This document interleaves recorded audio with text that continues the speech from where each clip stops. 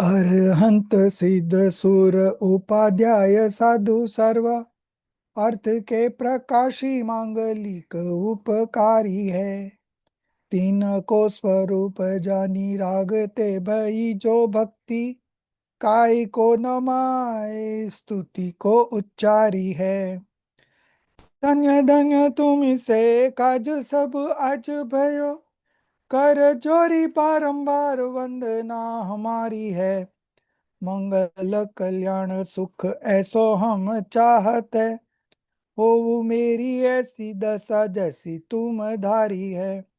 हो मेरी ऐसी दशा जैसी तुम धारी है।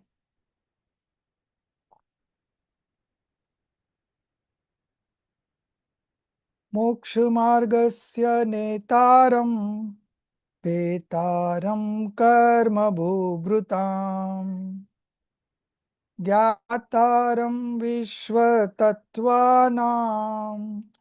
वन्दे तद्गुणलब्धये वन्दे तद्गुणलब्धये। Acharya Uma Swami's Tattvat Sutra. We are on to the 9th chapter. We are discussing stoppage and dissociation element. So right now we are doing stoppage element. Uh, we have already done stoppage element, all the components of stoppage element like Gupti, restraint, Samiti, carefulness, then thus Dharma, that is 10 virtues. Then we have Bara Anupreksha, Dwadash Anupreksha, that is 12 kinds of contemplations. Then we had Bais Parisha, 22 hardships. And the last one was Charitra, 5 types of conduct. So all these are tools from the conventional point of view for stoppage element. Okay. Now we move on to the dissociation element. And under dissociation element, there is only one tool, and that is austerity, tapa. This is apart from what we discussed in samvar. So in nirjara, it would be samvar, all the causes of samvar, and additional would be the types of austerities. So there are 12 kinds of austerities that we are going to start from today. And out of these 12, 6 are external, 6 are internal. But all the 12 are from the conventional point of view. All these 12 austerities are from the conventional point of view. From the real point of view, engrossing in yourself is the only tapa. It is the only austerity. Okay. Just remain engrossed in yourself and everything happen will automatically. So we say that Aryan Bhagwan destroyed 4 ghati karmas, obscuring karmas. But Aryan Bhagwan doesn't do that. He remained in himself. He remained engrossed in himself, absorbed in himself, focused on in himself, and all the karmas got destroyed on its own. Okay. So the language of presenting is different and we have to understand it in a different manner. That is the difference between the conventional point of view and real point of view. So from the real point of view, austerity is just getting engrossed in self. That's all, nothing more. Very short syllabus. Now, out of these 12 austerities, second austerity is greater than the first. Third one is greater than the second, and so on. So, Swadhyay is at the 10th place and meditation is at the 12th place. So, meditation is the ultimate of all austerities because by only meditation, we are able to manifest omniscience knowledge. By manifestation only, you are going to get liberated. Okay. So, for getting liberated, you have to come to meditation. But before getting into meditation, you have to understand where to meditate, what to meditate, right? People are meditating on what you call breath meditations. You observe your breath, then they meditate on different parts of the body. There are many kinds of meditation. But here, from the real point of view, Real meditation is self-introspective meditation. Shuddhop Yog. Self-introspective meditation. It is also called pure awareness. Okay. It is also called pure awareness. So that is the meditation that is going to lead you towards omniscience knowledge and liberation. While manifesting right belief also, it also evolves during meditation. Okay. So we should all do some kind of meditation, but before that, it is very important that you finalize where to meditate, what to meditate. So the only object that we need to meditate on is our own pure soul, Bhagwan Atma, which is also the object of vision, drashti ka vishay. Recently, in Sem6 we have been discussing this. What is drashti ka vishay? Lot of discussions going on. So unless and until you have clarity on the drashti ka vishay means object of vision, object of belief, object of faith, you know. So that has to be first clarified. What is object of vision? Where you need to focus, right? So your own soul is your object of vision. That is where you need to focus. So if you have understood it very properly, if you are able to make it prominent now and then in your knowledge modification, then you have the right to go for meditation. Otherwise also, if you practice meditation, at least you will develop a feeling of calmness, the passions would be mild, and at that point of time you think about your own self, like how is the pure soul. He is the mass of infinite attributes. He is always pure. He never become impure. He is eternal. He is complete in himself. You know, all these adjectives are going to help you while meditating. So the more you have studied, the more you would be able to recall those different names that has been used at different places for the same thing, pure soul. Okay. So uh, when you continuously read one thing, those things, those words comes into your mind automatically. You don't have to put in any extra effort, right? So that is the life we need to live. In spite of having multiple responsibilities while being a householder, still, if we are able to spend a good quality time, maybe say 2 hours, 4 hours a day, you will be in a better position to meditate, you know. But if you don't have time for that also, then first you need to understand it properly. And see, meditation happens automatically. It's a byproduct. So we don't have many conferences on meditation, you know. Have you ever heard that there is a conference, Jain meditation? No, never. Because we are very clear, unless and until you finalize the object of vision, right? How can you meditate? That is the main question. For that, I would give one example where you will be able to understand very simply. A young boy of 25-year-old is not married, right? You tell him to meditate on your fiancée. He'll be able to do it because he is not engaged. So how he will meditate on her fiancée? But if you get him engaged to a girl and then tell him don't meditate on your fiancée, but automatically, naturally doing household work, doing office work, traveling, all the time that fiance's face is there in his knowledge all the time, without asking, without any making any effort, because now he's engaged. So similarly, once you finalize the object of vision, meditation will automatically follow. Okay. But still, if you still want to practice, you can always practice. There is nothing wrong in it. But while practicing, you will be contemplating only, right? And even if you are a right believer, at the fourth stage, maybe little bit on fifth stage also, you cannot stick towards yourself. You cannot get absorbed in yourself for a longer period of duration. Why? Because the conduct has not evolved, no? The belief has evolved, but to remain engrossed in himself, the conduct should also evolve. And that doesn't happen at the householder stage. Primarily, it happens at the monk stage, at the 6th and 7th stage, where you are able to meditate quite often and for a longer duration. Okay. So, Todarmalji, in the next paper only, in this sem only, we have Gunasthan, spiritual stages of development, in a very detailed, full paper on that. Before that, there are some questions from Todarmalji's Samyak Gyan Chandrika. Okay.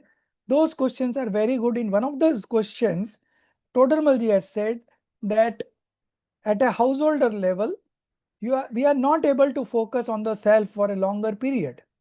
So what will happen when you start meditating? Since you are not able to concentrate on yourself for a longer period of duration, then some kind of thoughts, conceptual thoughts, vikalp will always evolve. Okay. So then those vikalps are not in our hand. Those automatically comes in. So better is if you study more, your thoughts would be channelized. Okay.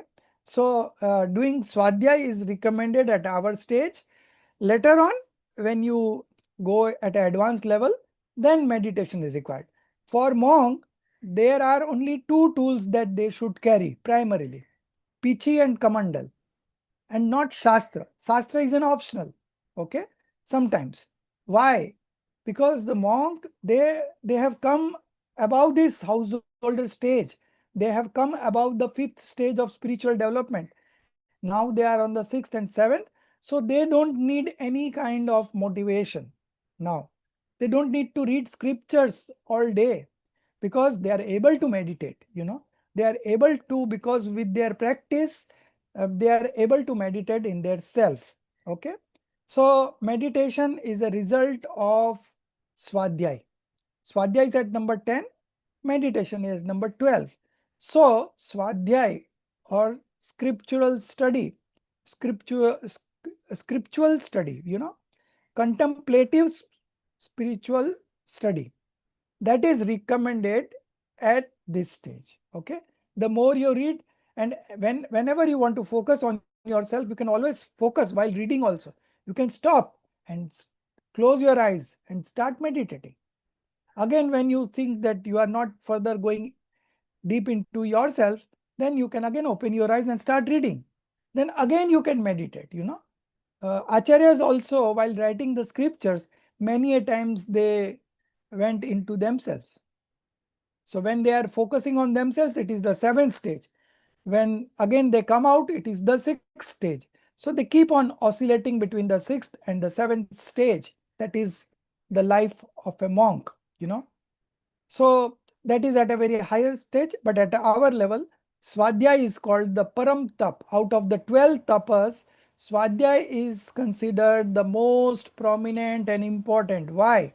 Because by doing Swadhyay, you are able to know the nature of all the other 11 tap, all the 11 austerities. So Swadhyay is considered the prime among all the 12 taps. Although it is at 10th place, but still it scores over. And the result of Swadhyay is meditation. Okay. So meditation is something that automatically happens.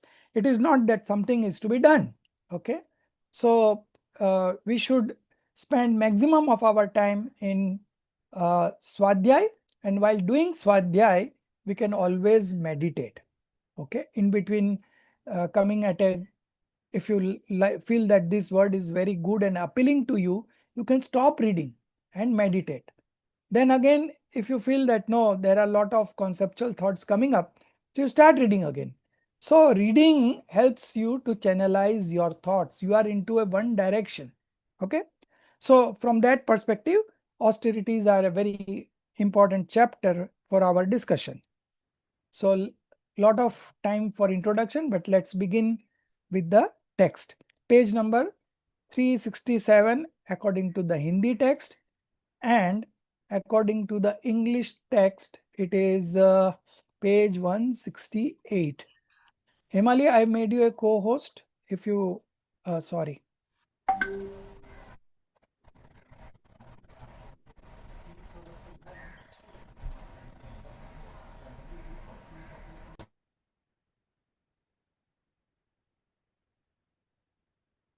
Alright?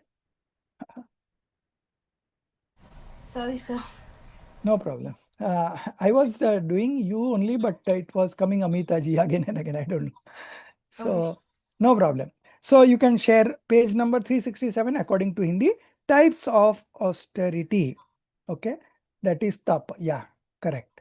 So, Himali, you only start reading. Types of austerity. Tap.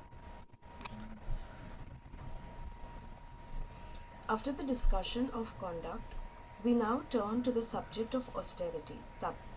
Austerity is of two kinds: external austerity and internal austerity. The related aphorisms concerning austerity are as follows: Anasan, Anasanava Maudharya Vritti Pari. You can skip those because those names will be repeated again and again. Okay. The next page itself.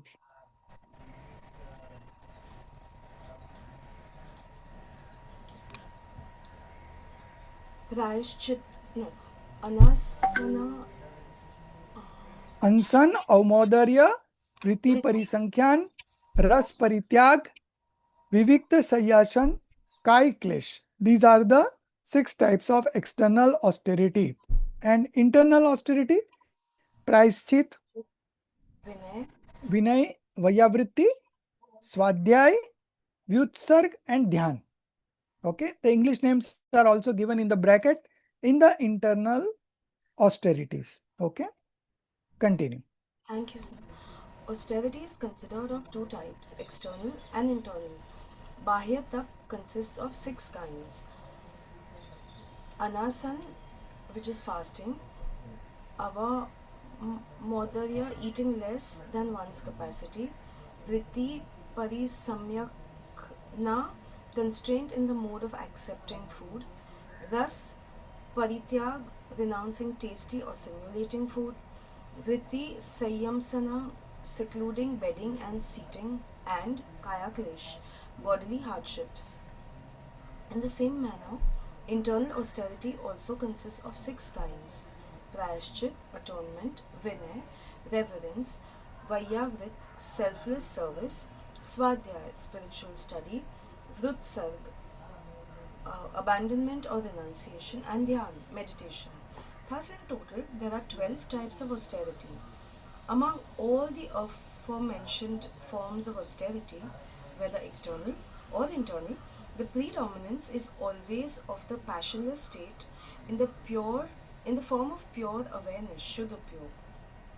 The true austerity is nothing but the passionless disposition, Vitrag Bhav, the state of pure awareness characterized by the restraint of desires. In every austerity, there must be a growth of passionless disposition. Only then can it be called genuine austerity, otherwise, it is not. In this context, the viewpoint of Acharya Kalpa Pandit Todarmalji is worth noting. Practices such as fasting and atonement are referred to as austerity because through means like fasting, one engages in atonement, prayashchit, and the like, thereby nourishing the true austerity in the form of passionless disposition. Hence, fasting, etc., and atonement, etc., are called austerity in the figurative viewpoint, upchar. But if one does not understand austerity to be the passionless disposition itself, and instead considers only these external acts to be austerity and clings to them, then he will continue wandering in the cycle of rebirth. In essence, understand this much, that real righteousness, Nishchay Dharma, is nothing but passionless disposition. All the various external means are only designated as righteousness, Dharma, from the conventional Vyavhar and the figurative Upchar viewpoint. One more point worth noting is that among the 12 forms of austerity mentioned above, each succeeding one is superior and more significant than the one preceding it. The second is greater than the first, the third greater than the second, and so on progressively up to the last. Fasting is the first among the austerities, and meditation is the last. If meditation is performed continuously for less than 48 minutes, antarmurat, it certainly leads to the attainment of omniscience. However, if one undertakes fasting for an entire year, there is no guarantee of attaining omniscience. This does not refer to false fasting, but to true and authentic fasting. The first Tirthankar, Lord Rishabdev, after taking initiation as a monk, remained without food for 1 year, 1 month, and 8 days. Yet he did not attain omniscience for 1,000 years. On the other hand, Bharat Chakravarti, after taking initiation, attained omniscience within a single antarmurat, less than 48 minutes, through the power of self focused meditation. From this, it is naturally and clearly established that these austerities are progressively greater, each one surpassing the previous in depth and significance. Internal austerities are indeed greater, therefore, ideally, they should have been mentioned first. Nevertheless, in this context, external austerities have been stated first because the intention was to mention them briefly and then elaborate upon the internal ones. The external austerities have merely been listed by name, whereas the internal austerities have been discussed in detail along with their subtypes and distinctions, thereby highlighting the true greatness and significance of the internal austerities. Ah, indeed, brother, when austerities such as contemplative scriptural study and meditation are involved, no matter how much they are discussed, they will always fall short. Stop. So you see, out of these 12 austerities, uh, all are conventional form only. From the real point of view, engrossing in yourself is the real austerity. Okay. And second one is greater than the first, third one is greater than the second, and so on. And if one undertakes fasting for an entire year, there is no guarantee of attaining omniscience, right? Just as in the case of Rishabdev, he had done fasting for 1 year, 1 month, and 8 days or 9 days. Somewhere it is mentioned as 9 days, somewhere it is 8 days, but doesn't matter. Whatever it is, but he didn't attain in spite of doing fasting. So from that perspective, if you see, and Bharat Chakravarti, he initiated into monkhood and he focused on himself only for 48 minutes, less than 48 minutes.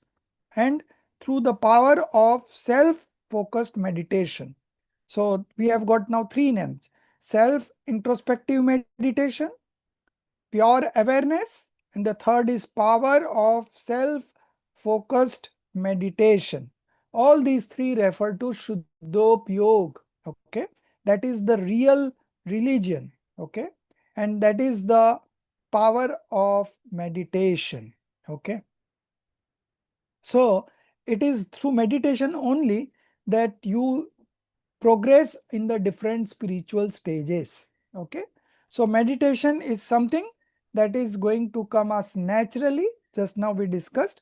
So we should focus more on the scriptural studies. Okay, and from there in between also we can meditate. It is not that once you are studying you have to study only. You can stop, pause, and meditate also. Again you can continue. So this would be become a very good interesting. You will not waste your time also, and at the same time you will also try to meditate also. Okay, so meditating during swadhyay is a good way of studying both the ways. So from this it is naturally established and clearly established that these austerities are progressively greater, each one surpassing the previous in depth and significance. Okay, internal austerities are indeed greater. Okay, so this price and price is atonement and all, so those are being discussed. So externally these austerities have been discussed in short, but internal austerities we are going to discuss in detail. So first we will finish the external austerities. There are 6 in numbers, and it starts with fasting. So renouncing all 4 types of food. Now, what are these four types of food? So in Hindi, it is called khadya. Khadya means grain, solid food, like chapati, rice, like that. Then second is pay. Pay means water. In English, it is water. Okay. So that consists of liquid. Third one is lay. Lay means semi-liquid, like chutney and all. And the fourth is swadhya. Swadhya, which means it helps in digestion, like fennel, cardamom, you know, soft and elaichi. So these are the four types of food. So fasting is renouncing all four types of food. So it also includes liquid water also. Okay. So from there we start. We will read each. Pratibhaji, you read.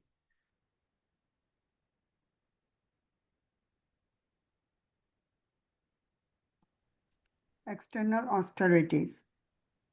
First, Hmm. fasting, renouncing all four types of food, not for worldly gains, but for the attainment of restraint. Destruction of attachment, annihilation of karmas, and perfection in meditation and contemplative scriptural study is called fasting or upvas. In essence, upvas means dwelling near one's true self. Even from the standpoint of negation, upvas is defined as the renunciation of sensory pleasure, fashions, and food. All else is mere starvation. Thus, it is evident that true upvas lies in staying near the self through the renunciation of passions, sensory object, and food, that is, remaining absorbed in knowledge and meditation. Number two,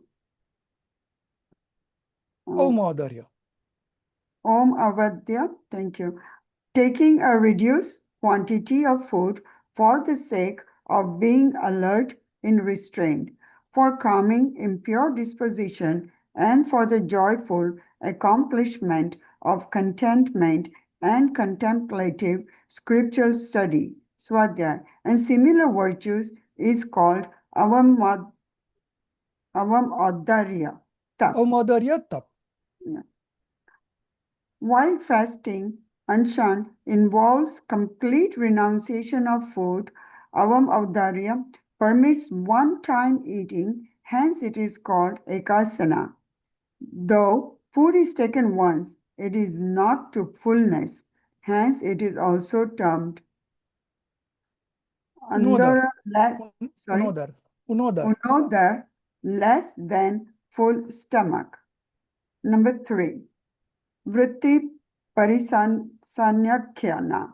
When monk goes out for alms, are taking upon himself specific vows, such as, only if I receive food in this way shall I accept it, otherwise not.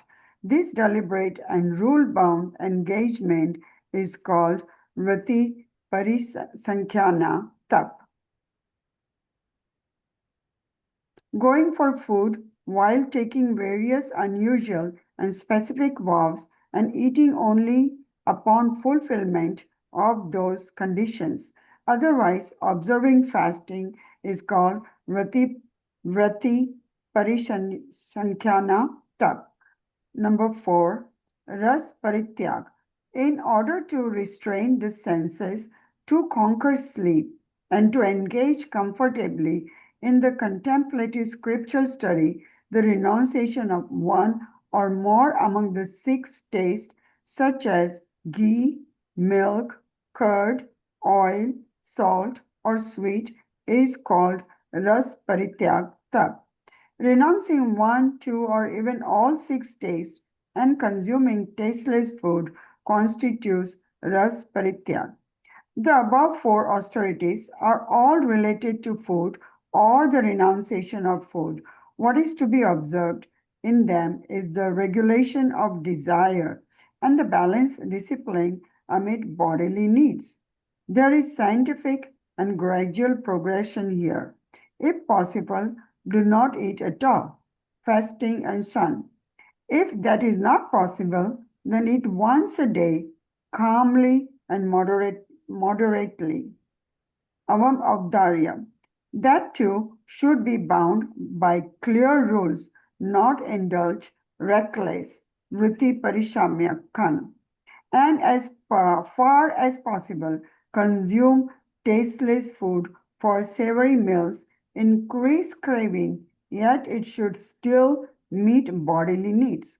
Therefore, not a total abandonment of all taste, but alternating renunciation of different taste at different times so that physical nourishment continues while curbing the greed of the tongue. Ras Parityag. From this, it is evident that austerity is not upon tormenting the body, it is about the restraint of desires. Vivekta Vivekta Sayasan. Sayasan, thanks. The discipline of sitting and sleeping without negligence in a faultless and solitary place is Vivekta Sayasan Tap. Kaya klesha, not being disturbed by bodily hardship encountered during spiritual effort for self-realization, Atma Sadhana, and devotional practice of all self, Atma Aradhana, is physical austerity, Kaya Klesha Tap. Here, the essential point to remember is inflicting pain on the body is not itself austerity, rather, not becoming lax in self practice due to bodily suffering that is the true essence of physical austerity. Stop. So you see, each one is going to help you in your spiritual journey. All these external austerities are there to help you to get to the real point of view austerity, that is engrossing in self. Now considering that today you have done a fasting, right? So you have more time for your practice, spiritual practice. So that is the purpose. And while fasting also, the sequence that has to be followed is you have to first renounce uh, mm, 1 minute. Yeah, sensory pleasures. Even from the standpoint of negation, upvas is defined as the renunciation of sensory pleasures in the first place, then passions, then the third part is food. And we always believe that not eating food is fasting. So that is not the true fasting. True fasting is renunciation of sensual pleasures. So when you are not indulging in sensual pleasures, what you are doing? So you are either contemplating or you are engrossing in yourself. Okay. So that is the true purpose of fasting. Okay. Otherwise, else it is just a mere starvation. So that is not the true religion. Similarly, in Audarya, if you are eating one time food and that also not to fullness, full stomach, not full stomach, less than that, then that involves more regularization of the desires. So that is Avmodirya is greater than fasting. Then similarly, Vritti Parsankyan is greater than Anshan and Avmodirya. When a monk goes out for alms with taking specific vows, okay, and certain such conditions are met, then only they take the food. So that is very challenging. Mahavir Swami took that kind of specific vows that I will have my food only through a lady who has not eaten anything for 3 days, who has shackles in his legs, and whose hairs are not there in the head. Okay. Now, this kind of specific vow Mahavir Swami took, and he got the food in that manner only. So you see how strong is their conviction. They know that if I have to leave, I will get the alms. So they don't worry about all these things. They take all these kind of hardships on their own, to practice that how much time they are able to focus in themselves. I have heard about Rishi Munis who are there in now near the Himalayas, right now. They live for hundred of years without food because the atmosphere is so pure over there, no pollution all, that by taking oxygen they are surviving. Now, this is nothing related to the Jainism monks, but this is a general talk. People have been going there, and uh, there are Rishi Munis like that. Okay, so fasting is not that great big deal, but thing is that when you are doing that, if you are focusing on yourself, if you are doing fasting for the purpose of your spiritual practice, then it makes sense. Okay, all these external austerities are of that kind. The fourth in the sequence is Ras Parityag. So one day at a time, there are 6 tastes such as ghee, milk. So one day you have renounced ghee. The next day you have renounced milk, then curd, then oil, then salt, then sweet. So 6 days a week you are doing this, and then you are again repeating those. So this is how you can regulate your desire and balance a disciplined amid bodily needs. Okay. Then fifth and sixth, Vivikta Shayasan. So the discipline of sitting and sleeping without negligence. Okay. In a faultless and solitary place is Vivikta Shayasan Tap. So all these austerities are predominantly in the life of a monk. Okay. We will not be able to do this kind of austerities at householder level. Then Kai Klesh, not being disturbed by bodily hardship, encountered during spiritual effort for self-realization and devotional practice of the self is physical austerity, Kai Klesh. Okay, so these are the 6. So the essential point to remember is inflicting pain on the body is not itself austerity. Rather, not becoming lax in self-practice due to bodily suffering, that is the true essence of physical austerity. So very short descriptions of physical austerity. Now we will see the internal austerities. Okay. Atonement, reverence, service to ascetics, then contemplative scriptural study, and the last renunciation and meditation. Okay. So renunciation is the 11th one and meditation is the 12th one. So meditation will be discussed in detail, and there has been around 27 to 44, almost 18 aphorisms for meditation. Okay.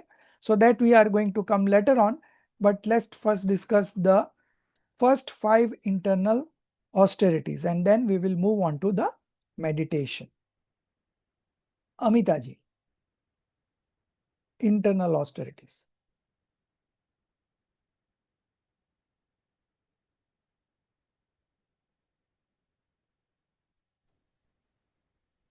Yeah. Internal austerities. Regarding internal austerities as well, Pandit Todarmalji offers clear guidance.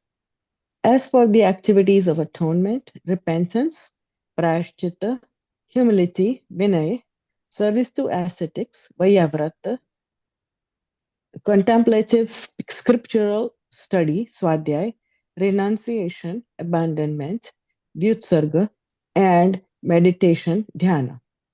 Their external enactment is to be understood like that of the external austerities such as fasting. Just as fasting is an outer action, so too are these.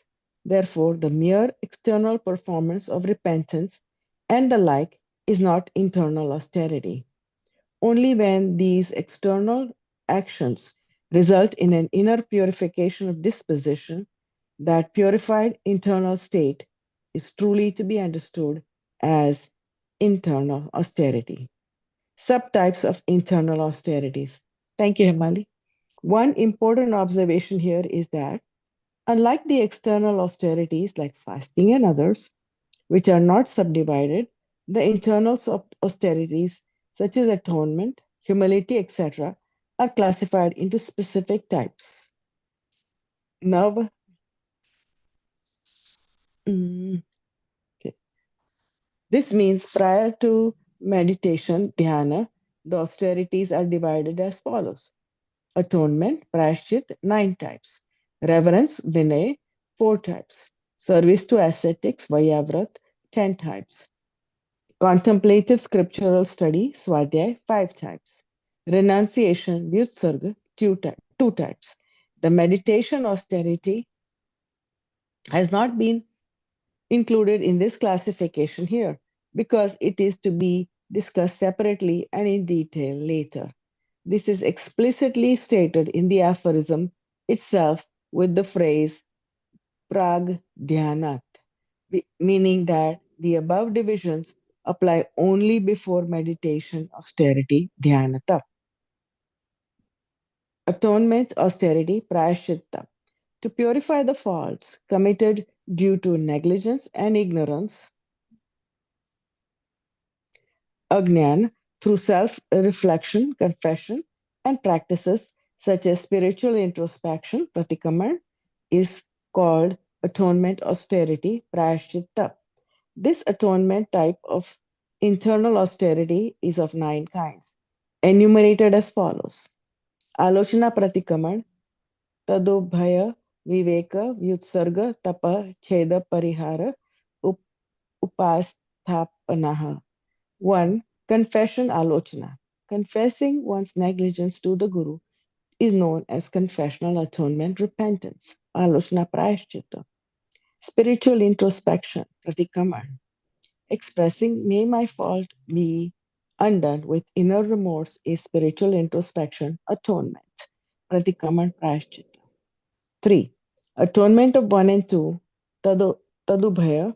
Some faults are purified by confession alone, some by spiritual introspection alone, and some only when both are performed together. This combined form is called Tadubhaya Prayashchitta. Thank you, Emily. 4. Discrimination, separation, Viveka, is the atonement wherein, upon contact with impure food or equipment, one renounces or discards it. This is known as Vivek. Abandonment of attachment to body, Vyutsar, is the atonement that involves assuming abandonment of bodily movement, Kayotsarg, for a certain period, relinquishing all attachment towards mind, speech, and body. This atonement is known as Vyutsarga. 6. Austerity, Tap. Performing austerities like fasting as atonement is Tap Prayashchita. 7.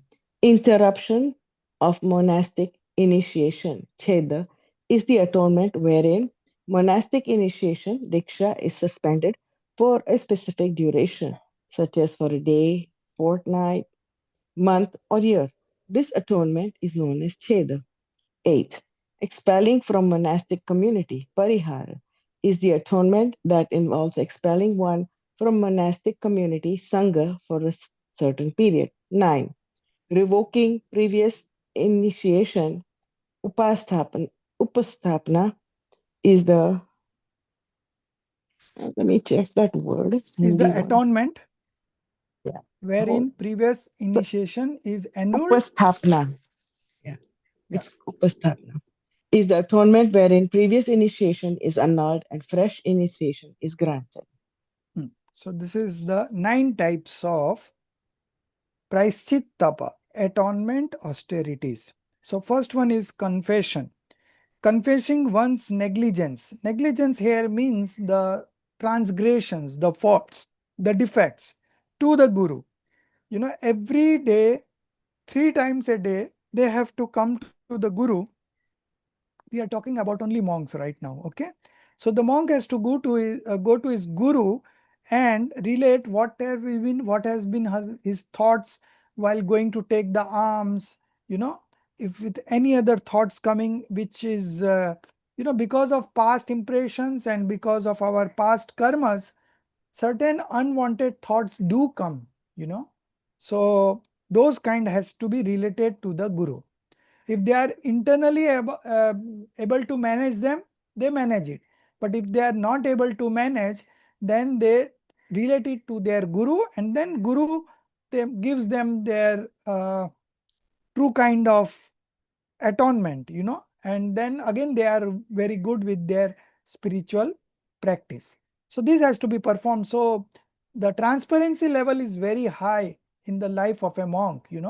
They cannot do their sadhana without relating anything that is happening in them. So there is a practice that they have to confess to the guru 3 times a day. So when you confess with somebody, you feel lighter. Otherwise it feels that you are carrying a big load along with you. So carrying a load, you cannot have meditation and all. Okay, so you have to be absolutely relaxed, free, motivated, positive. So confession is something. And who can confess? When you are able to discriminate that your mind, speech and body does not belong to you, then only you are able to relate that I got such and such thoughts. Otherwise, if you think that you are the doer, then you will not be able to relate it to anybody. Okay. So these monks, they are always practicing discriminative knowledge. So they know that mind doesn't belong to me, speech doesn't belong to me, my body activity does not belong to me. So if I have done any faults, I should tell it upfront to my guru. Okay. And guru also knows that he is not the doer of those things. So guru also gives him good guidance, and they are able to again do that kind of meditation which is prevailing at the stage of 6th and 7th stage of a monk. Okay. So this is confession. The second is spiritual introspection, pratikaman. So alochana is for the present faults, pratikaman is for the past deeds. So may my fault be undone.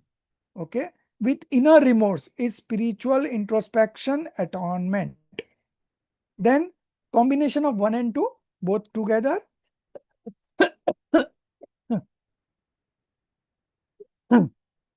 Then the fourth one is discrimination, vivek. Vivek is the atonement wherein upon contact with impure food or equipment, one renounces or discards it. This is known as the vivek.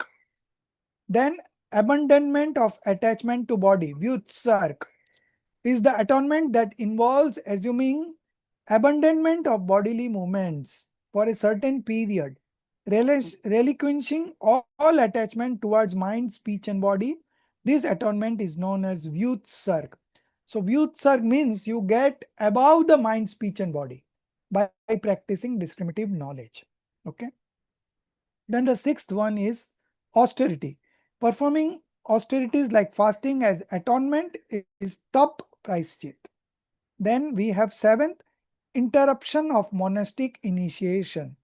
So is the atonement wherein monastic initiation, diksha, is suspended for a specific duration.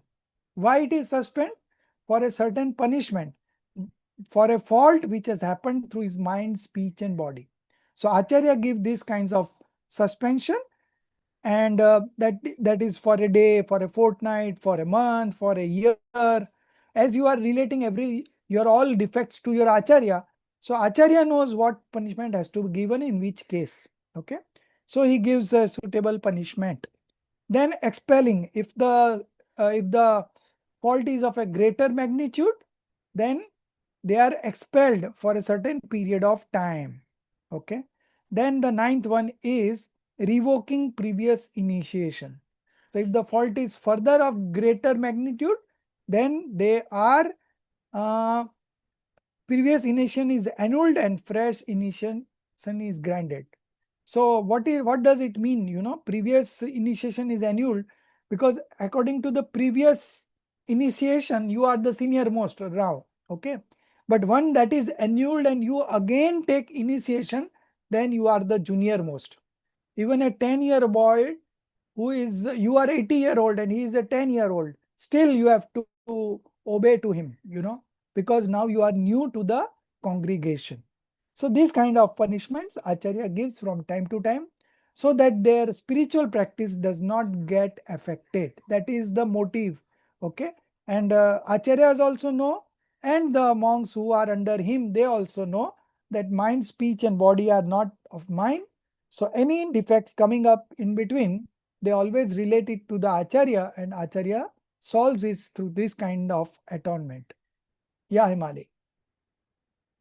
So I wanted to ask you, when it says revoking of previous initiation, so Yes. what kind of transgressions would they do to, because I've never heard of this, or even expelling from monastic community. In Yeah, fact, those are very common.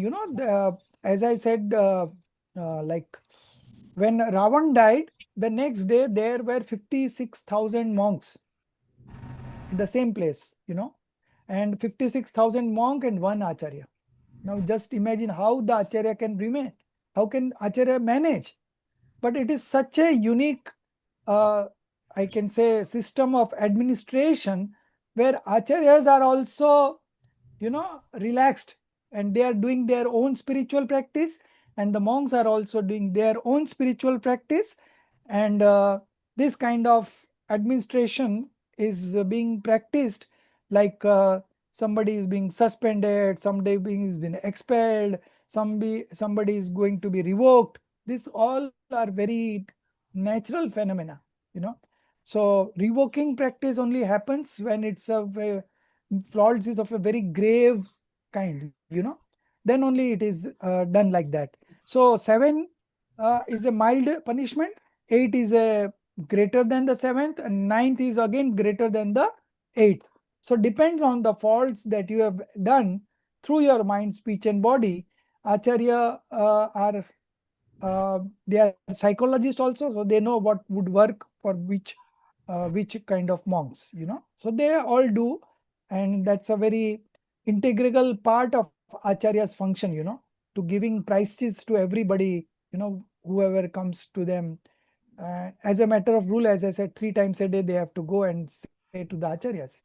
So if it is something which is haunting them, then they even go further in between also, apart from these three fixed time of the day, if anything comes in between also, which is haunting them again and again, then they straightway go to the acharya and tell them.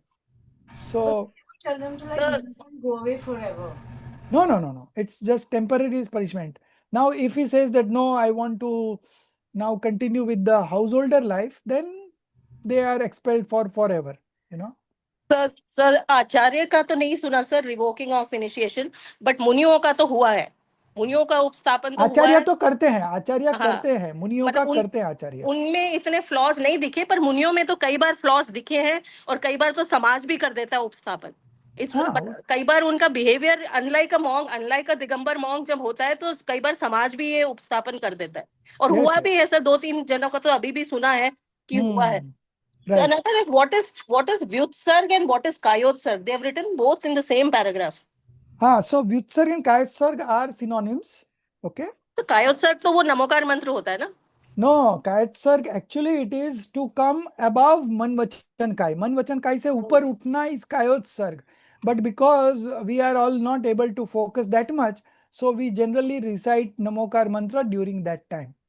So 9 times Namokar mantra after the lecture is over, we do that. That is a kind of kayotsarg only. So ideally, you should come above your mind, speech, and body. That means you should practice discriminative knowledge. That is the case. But this has come as a tradition that we recite Namokar mantra during that time. So what is this Prag Dhyayanat? What is this Prag Dhyayanat? Prag Dhyanat will be discussing in the aphorism number. Okay. It's coming up. We will All right, discuss at fine. that point of time.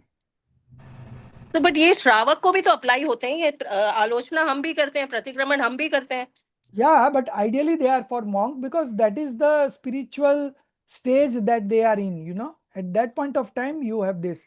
As a householder level, these are not very prominent. But as I said, as you said, you can also do it. There is nothing wrong in doing so it. it is told that we should do it every day आलोचना पाठ तो रोज पढ़ना चाहिए Right.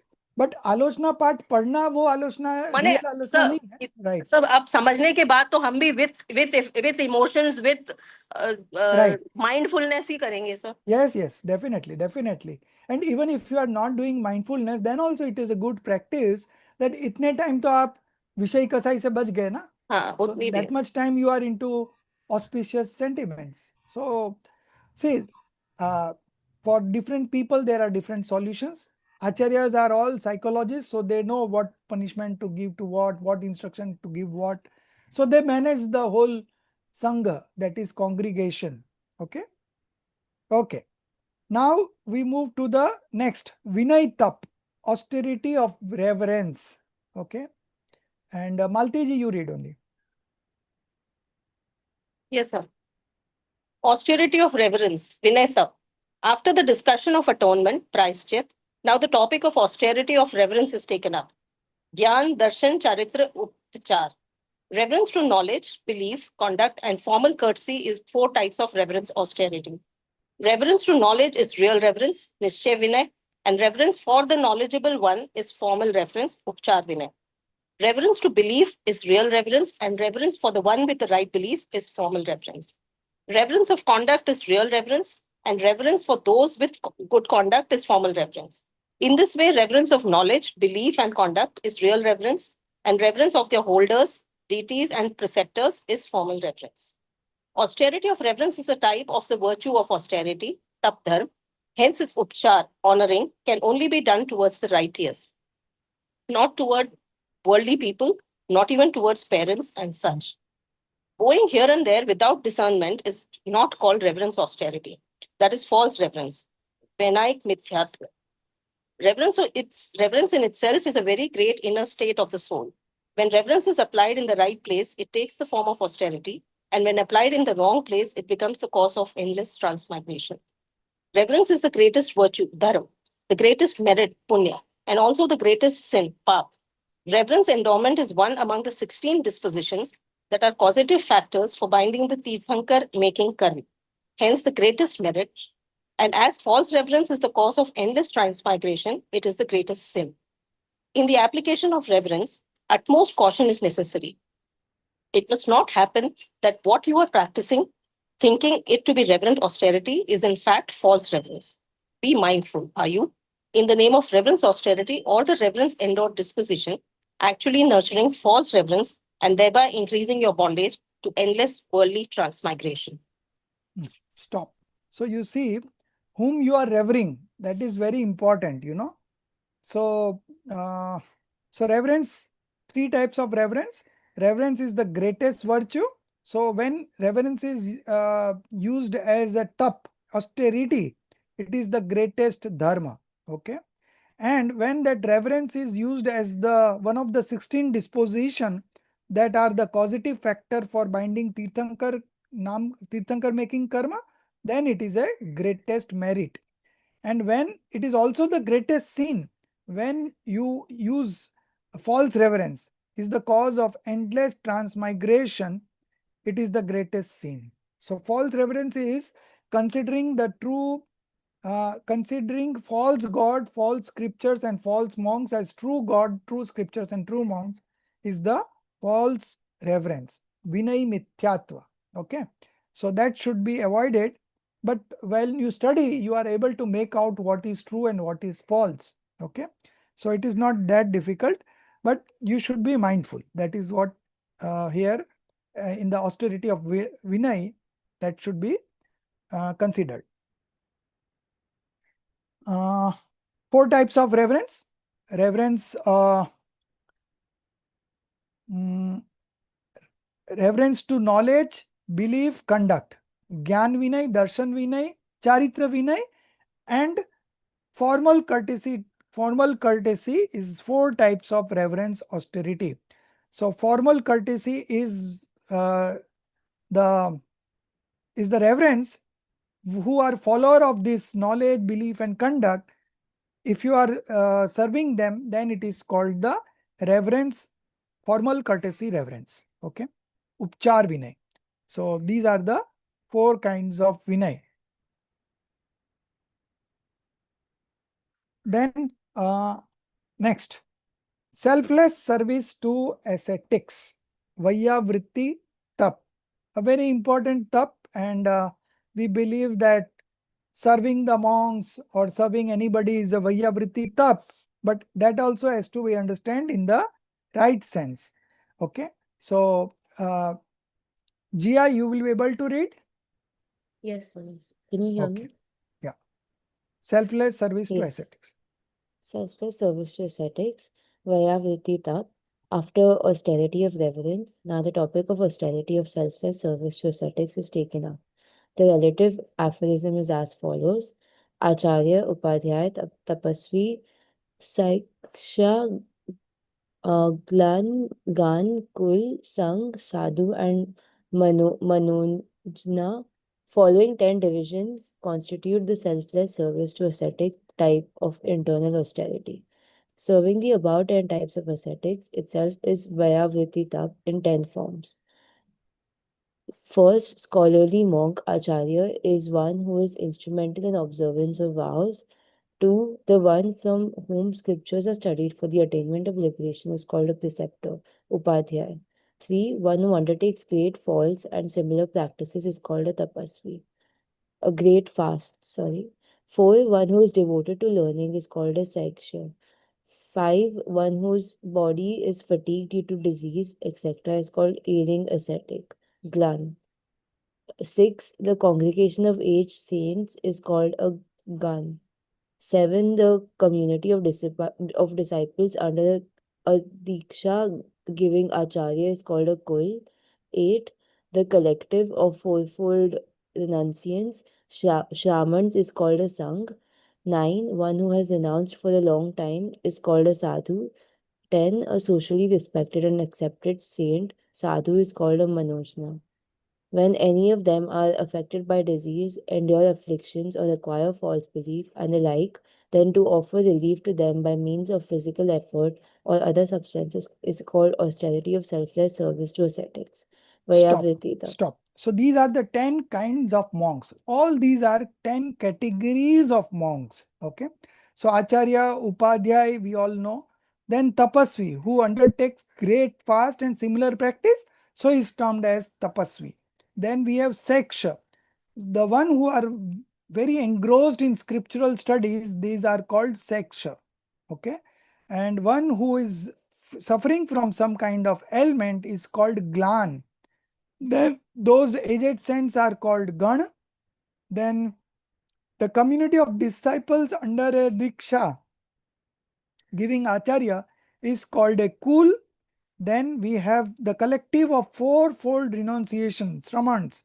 So these are Rishi, Yati, Muni, Angar. These are the fourfold renunciants. Okay. Sraman, it's called Sraman. So Rishi, Yati, Muni, Angar. There is a little bit of difference in all these four. Okay.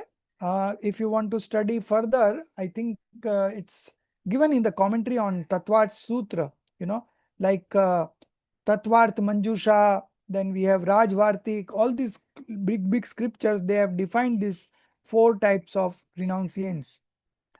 Then one who has renounced for a long time is called Sadhu, and a socially respected and accepted saint is called Manogya. Okay. So when any of them are affected by disease, endure afflictions, or acquire false belief and the like, then to offer relief to them by means of physical effort or other substances is called austerity of selfless service to ascetic, vaya vritti tap. So the one who is doing it, he is doing vaya vritti tap. The one who is receiving, he is not doing vaya vritti tap. Okay, but he had done it in the past when they were young. They also did this vaya vritti tap. Now they are older, so the younger ones are serving them. So the younger ones are doing vaya vritti tap. But again, this Vayavriti tap is done two ways, for the self also and to others also. Okay, so that discussion is coming up. So I am reading only. This is undertaken for the attainment of natural peaceful death, samadhi. So we had studied this in Tatvat Sutra, Salekhna. Okay. So that is called natural peaceful death. The absence of disgust, Vichikitsa, and the expression of affection towards the teaching, Pravachan Vatsalya.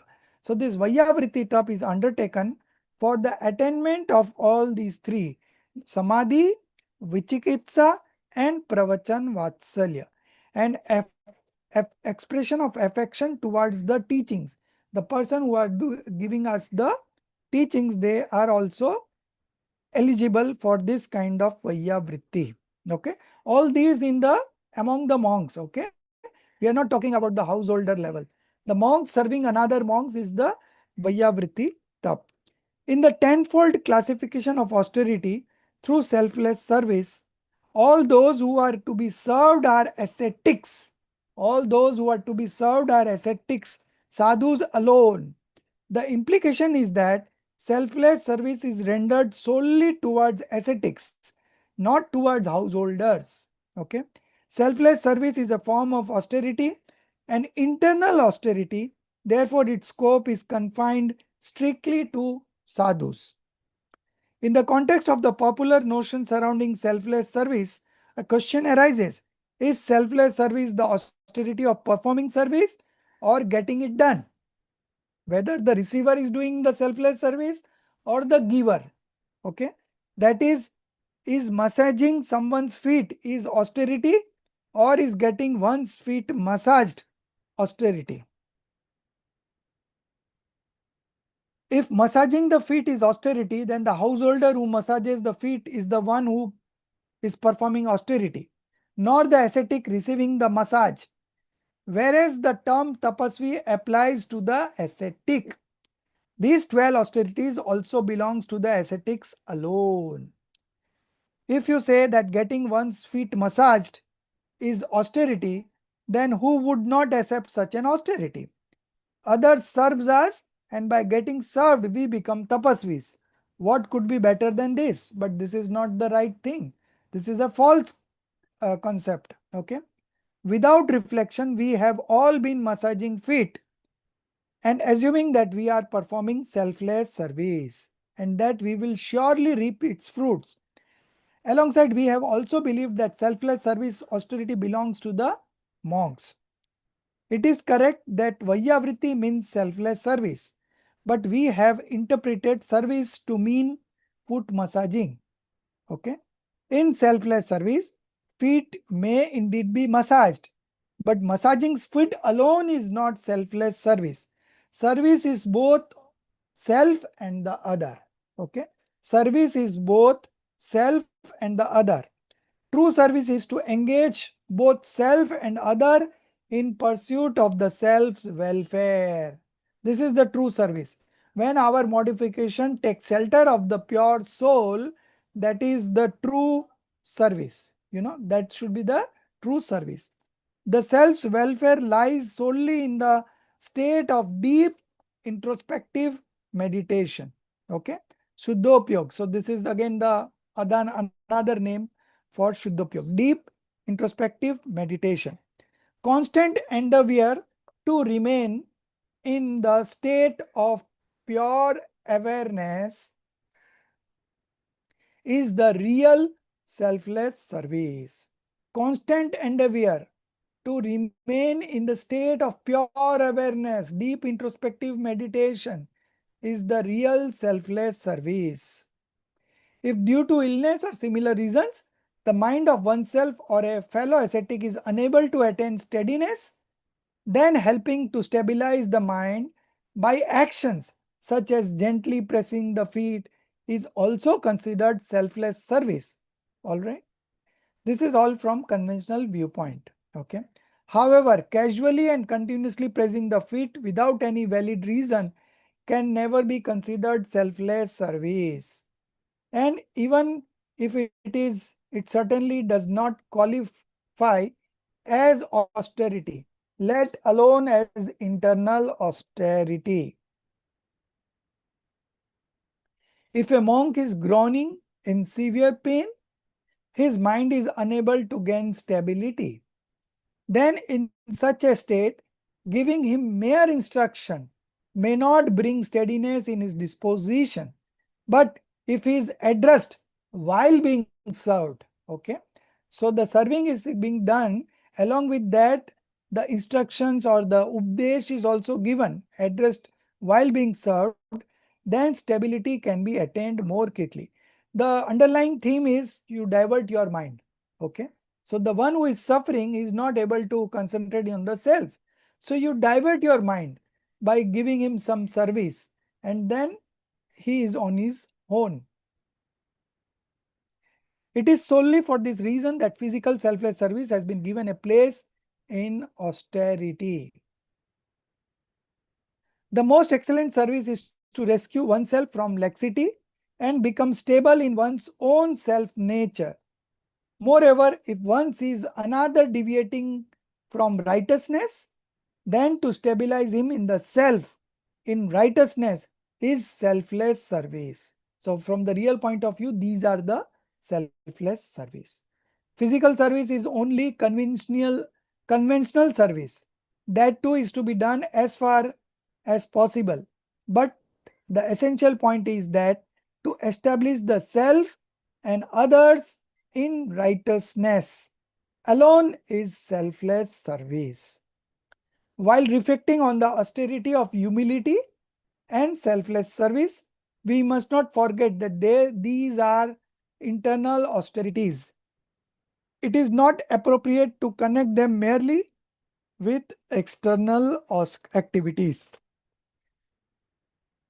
Now the next, contemplative study of scriptures. Okay, Madhuji. Just asking, all this is written in the 24th aphorism that this Hmm. is Vayavrati, this is not Vayavrati. Hmm.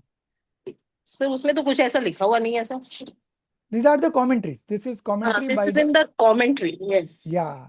So around 100 commentaries are available in for Tatvat Sutra, because Sutra are very uh, brief, you know, one line Sutra, and whole book is written about that one line, you know, like Das Lakshan Dharm, like Bara Bhavna. So whole book is written about Bara Bhavna. Here in the Sutra, it is only one word as a cause of stoppage. 6 causes are given, but on each cause you can write one book. So it is so deep. So, like they had said in the beginning, that an ocean is in a picture. Hmm. So Madhuji, Swadhyay Tap.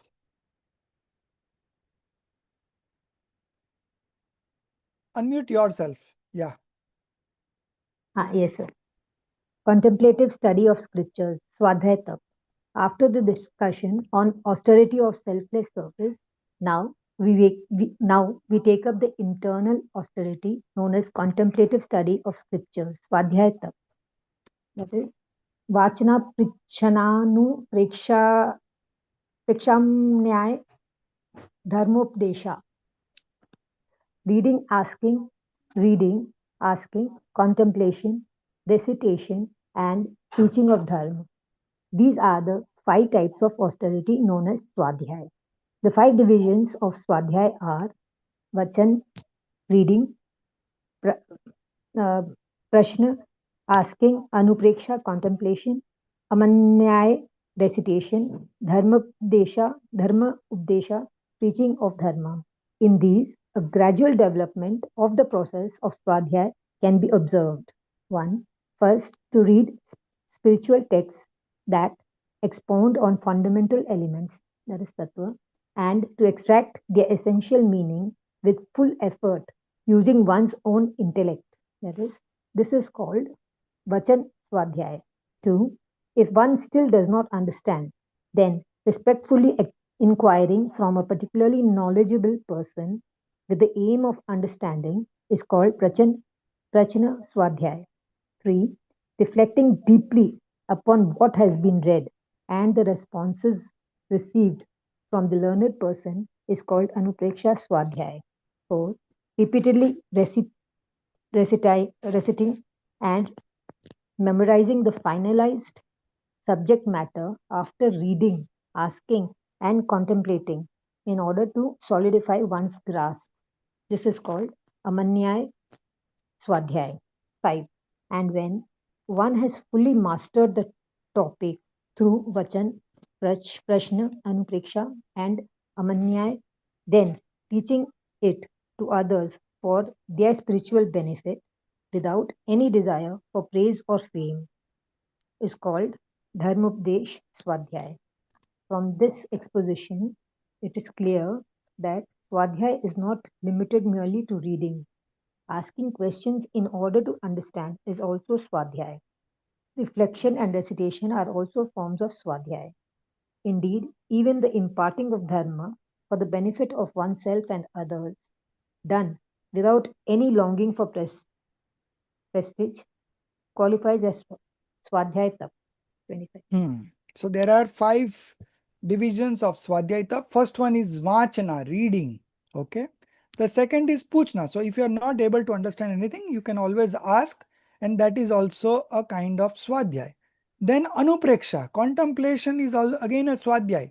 You know, unless and until you don't study, there will not be any contemplation or thoughts running on that. Okay. So the first step would be to read.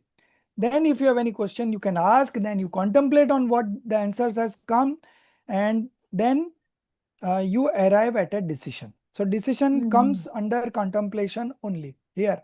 Okay. Then the fourth one is Amna. So you recite it again and again so that you remember it. Okay. So if you daily recite this some poems, then over a period of time, it automatically comes to your mind that this line will come after this line will come after this. So this is how you memorize. Okay. Then the fifth one is when you have mastered this through these 4 kinds of swadhyay, then teaching to others for their spiritual benefit. Okay. Without any desire for praise or fame is called dharma updesh. So when you are preaching others, it is automatically you are studying. Okay. So they are also understanding according to their capacity, but for you, you are also studying for yourself. Okay. So these are the 5 divisions of Swadhyay. Then there are another 5 divisions which has not been mentioned here, which are not that much popular, but still I would like to just give you the names. In Hindi, it is Anvayarth, then Shabdarth, then Matarth, then Nayarth, and then Bhavarth. Okay. So Anvayarth is just reading the what has come into the main verse. Okay. Uh, Understanding their meaning. Anvayarth. Then Shabdarth, meaning of each word. Then we have Matarth, from which philosophy? Mat. Okay, whether it is a Jain philosophy or it's a Buddhist philosophy or a Vedant philosophy, mat, which mat. And among the Jains also then there are different sects. So which sect it is? So Matarth. Then Nayarth, from which perspective, which point of view it is being said, whether from the conventional point of view or real point of view. If it is real point of view, then 5, 6, 7, 8, which one, which number, all these are part of Nayarth. And then the last one is Bhavarth, where you are not explaining the words, but you are explaining the conclusion of those understanding. You know, what needs to be done in terms of action, that is called Bhavarth. So until and unless if you reach Bhavarth, you have not understood your Swadhyay is not complete, we can say. So after every Swadhyay, we should contemplate what is to be adapted, what is to be renounced, okay, what is just to be known, he, gne, upade, okay, and the decision that has to come. So all these are part of that Bhavarth. The second last one, Vyutsargatap, renunciation. Okay. So again, we will repeat. Amitaji.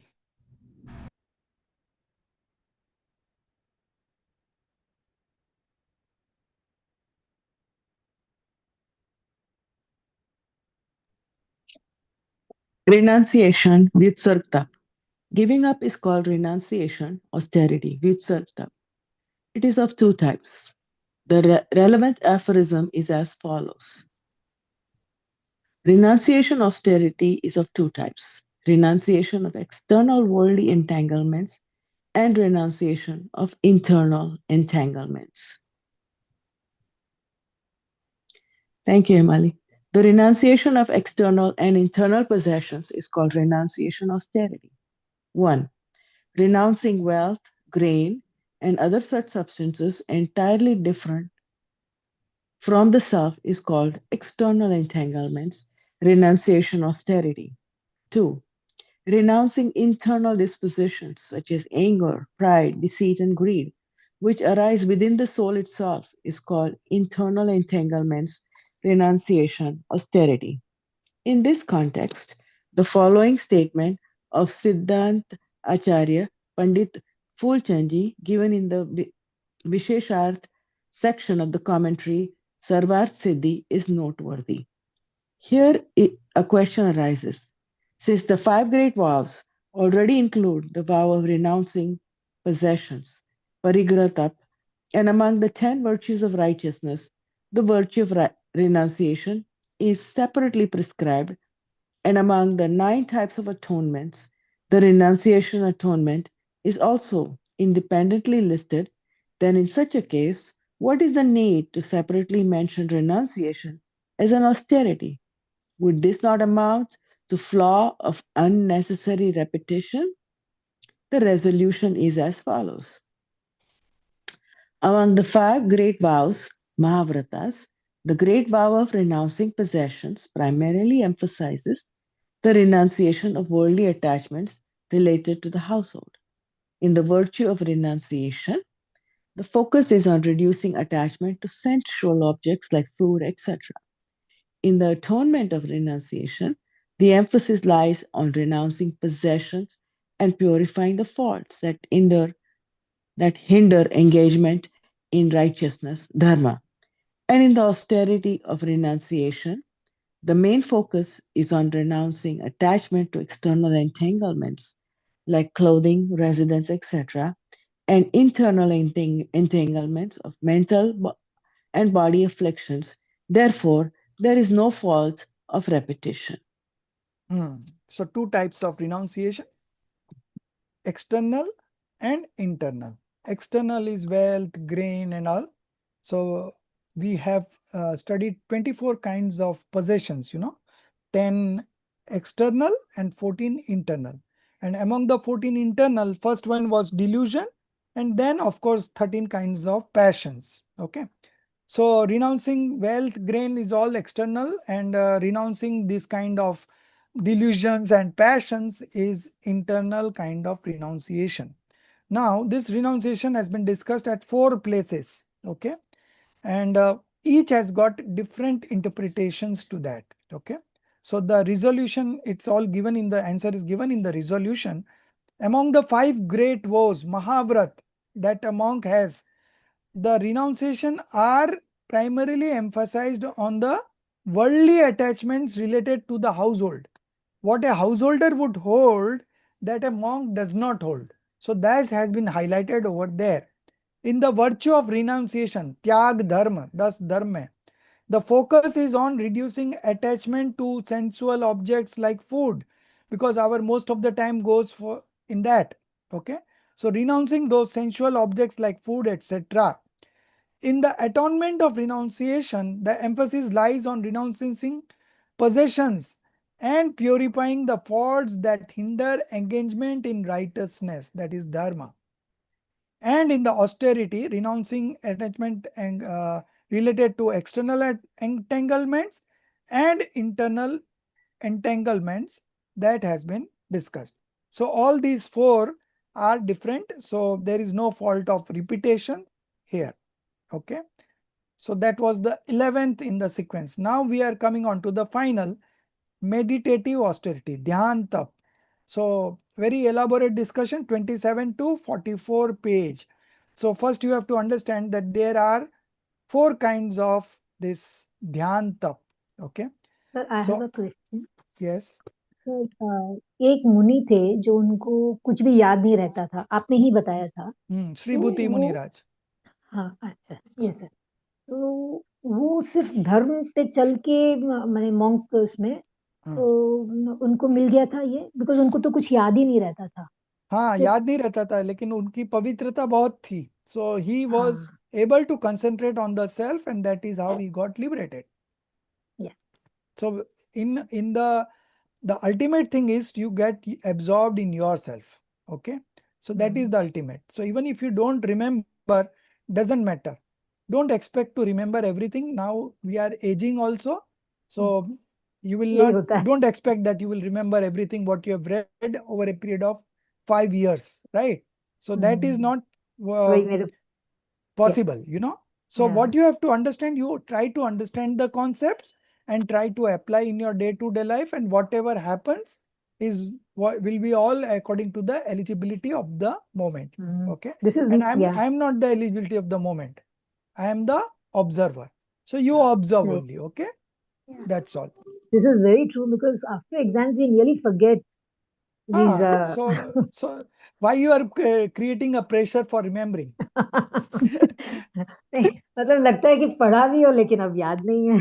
पता This is my चलेगा question too. क्या? Sorry, my मेरी microphone is on. No problem. But नहीं नहीं you हाँ see, uh, so for that, we need repetitions. Now, if a 5-year-old or 7-year-old is trying to remember, he might remember faster.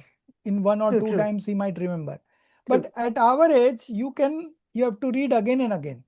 Now, if you read it 10 times, I think you will able to that's true recall 70% of the things. Then if you repeat it for another 10 times, then further you will. So it is not that it is not possible at all, So but it these does are not the apply to you. You remember everything chronologically, systematically. no, that is just because of repetitions. This is my 8th batch in Parmagam. So previously 7 times I have already read, and even before teaching you, I always go through this again. ये So तो that समझ में आता है sir repetition yes has या helped me, but I never take pressure of remembering. Even if I forgot, I don't mind. You know, I don't feel guilty. I don't regret. I don't suffer. You know, I've always tried to enjoy every moment, come what may. Okay, that is the but how is attitude. This मतलब या कैसे हो रहा है sir ये तो समझ में आता है कि आप बहुत ही पीसफुली सब कुछ मतलब कर लेते हैं एंड यू से ऑल्सो कि ऐसे ही करना चाहिए, लेकिन ये तो हम लोग से तो होता, मेरे से एटलीस्ट इतना नहीं होता तो ही यू नहीं हैव टू प्रैक्टिस नो. मैंने प्रैक्टिस किया है 25 ईयर्स से, अरे बाप और रे ट्रू 15 साल से तो मैं रिटायर्ड हूँ, फुल टाइम राइट इनटू स्वाध्याय. So फिर तो like when you have nothing to do in your life, only study, study, study, then automatically things get connected, no? You may forget at times, but by and large you remember. Even if you don't remember, you know the concept that what it is in this, what principle is coming to this, where it is connection, the coming is from. So all these you are able to relate as you read more and more. Okay. या So the और end, शुद्धता भी मतलब आती है after so much of हाँ ये आएगी आएगी स्वाध्याय आएगी. और Yes, वही yes, yes, yes. Thank you Okay, sir so this is a very comprehensive discussion on Dhyan. So there are 4 broad divisions of Dhyan, out of which 2 are inauspicious, 2 are auspicious. Inauspicious is Artha Dhyan and Rodra Dhyan, okay? And auspicious is Dharma Dhyan and Sukla Dhyan, okay? So Artha Dhyan is called sorrowful meditation, painful meditation, and Rodra Dhyan is called violent meditation, okay? Or cruel meditation like this, Rodra Dhyan. Then Dharma Dhyan is called righteous meditation, and Sukla Dhyan is called supreme absolute meditation. Okay. So 2 are inauspicious. So those are the cause of uh, worldly transmigration, and 2 are auspicious, that are the cause of liberation. Okay. So we should renounce the first 2 and get involved in the next 2, okay, which will be a cause of getting liberated. So this 4, again this each has got another 4 subdivisions. So total 16. Meditation 4 broad divisions, then subdivided into further 4. So 4 into 4 is 16. All these we are going to discuss in detail from aphorism number 27 to aphorism number 44.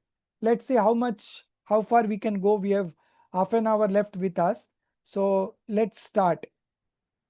So, Hemali, you read meditative austerity. Meditative austerity, Dhyan Tap. It is an established truth that all beings who have risen from embodied soul to become the supreme soul, who have transformed from being attached to being detached, Vitragi, from limited knowledge to omniscience, who have become eternally blissful by freeing themselves from worldly pleasures and pains, have attained such states only through meditation in the state of self contemplation, Atma Dhyana.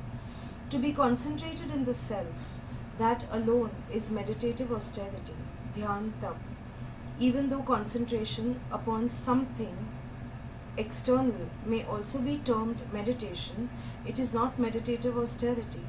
Meditative austerity consists solely in withdrawing the mind from all that is other, non self, from sensory objects and inner passions, and being steadfast in the soul alone.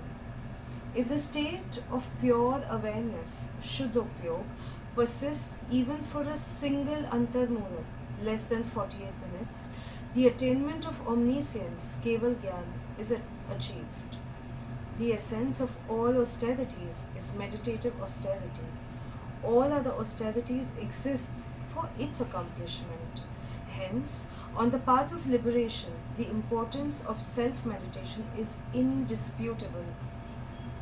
The essential nature of that meditation which results in liberation and yields infinite suprasensory bliss is fundamentally expressed as follows. Uttam Samhana Syakagra Chinta Nirodha Dhyanam. Chinta Nirodha Dhyanam Antarmuhuratat. For one possessing excellent bodily firmness, Uttam Samyama, the restraint of thought, mental activity, by one point concentration and by facing self, Atma Samuk, even for an Antarmurat less than 48 minutes, is known as meditation, Dhyan. The aphorism number 27 of the 9th chapter of Tattvad Sutra is followed by 17 more aphorisms up to aphorism 44, which elaborate upon meditation in detail. Although the three bodily configuration, diamond, bull, barbed structure, Vraj, Vrasab, Naraka, Vraj, Naraka, and Naraka are regarded as excellent, the specific form of meditation that annihilates all 8 karmas, entirely destroys delusion, attachment, and aversion, reveals perfect detachment, and culminates in omniscience, is known as supreme absolute meditation, Shukla Dhyan. Such meditation occurs only in those possessing the first and finest configuration, Vajra, Vrasab, Naraka, Samhama, and only in the 4th era. In the current 5th era, it does not occur at all.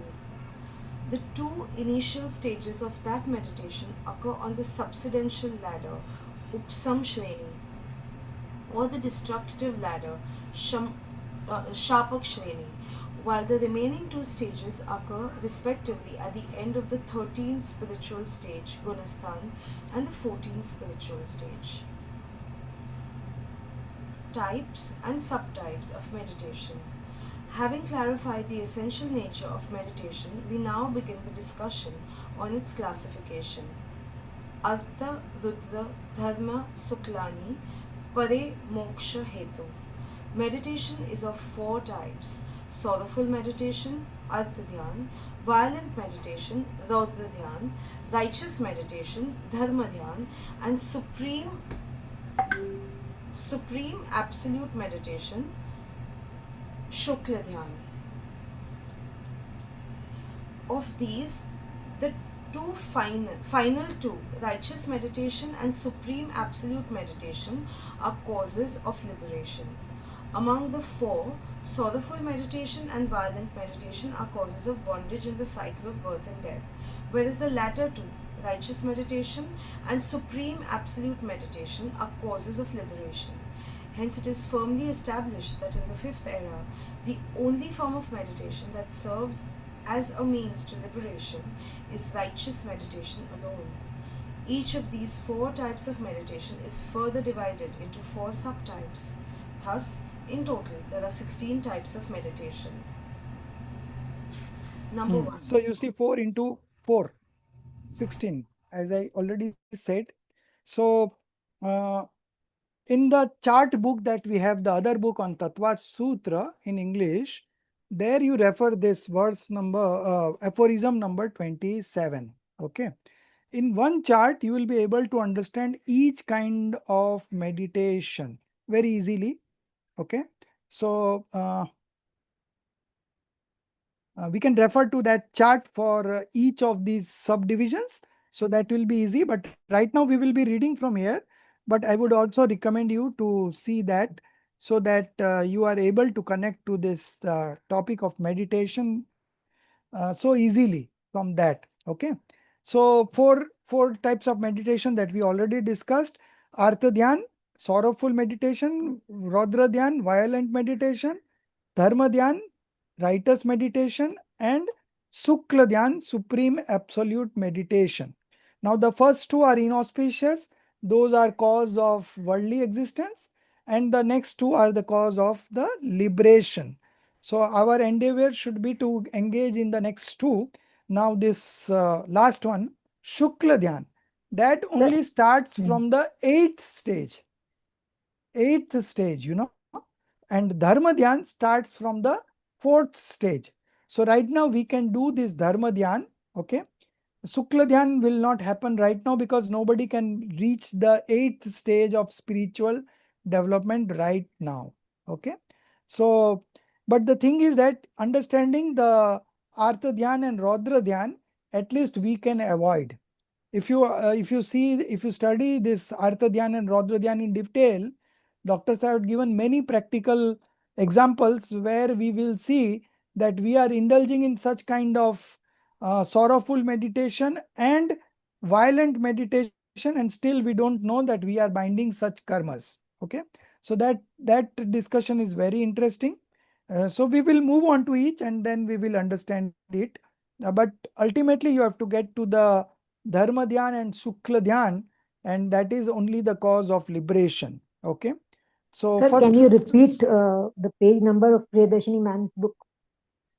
I don't know Right. the page number, Okay. Page 180. Acha. but aphorism number you check, no? Right. 27, Page 28, 180. Okay. 29, 27 Page to 44 180. is all. Yeah. Okay. Okay. So the four types of painful meditation. Malti ji, you read.